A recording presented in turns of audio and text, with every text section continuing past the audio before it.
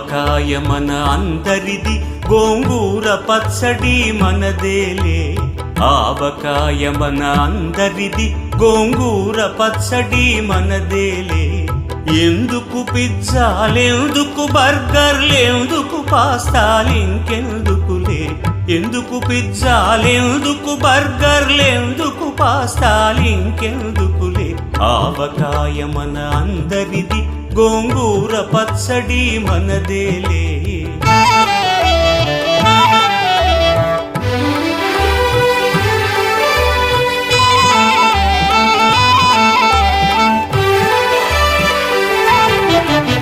ఇడ్డెన్లలోకి కొబ్బరి చట్నీ, పెసరట్టులోకి అల్లమురా.